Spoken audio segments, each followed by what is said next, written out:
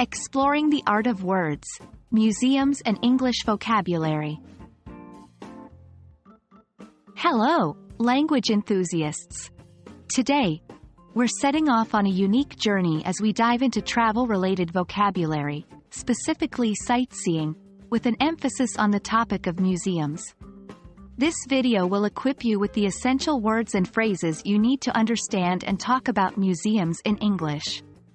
So, get ready for an adventure through history and art, all while improving your English.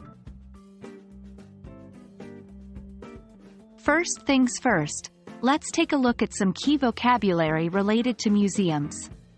Museum. A building where objects of historical, artistic, or scientific interest are exhibited. Exhibit.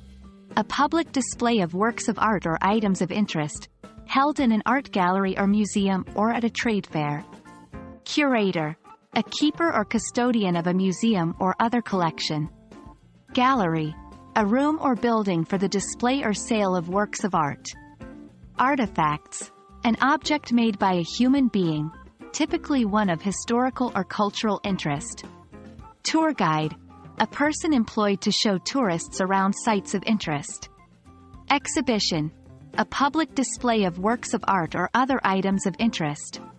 Gift shop. A store in a museum, zoo, etc., that sells souvenirs. Now, let's move on to some useful phrases and sentences you might use or hear when discussing or visiting museums. 1. I would like to buy a ticket for the museum. This is a phrase you might use at the ticket counter. 2. Where is the exhibit on ancient Egypt? A question you might ask a museum staff member or a tour guide. 3. The curator gave an interesting talk about the new exhibition.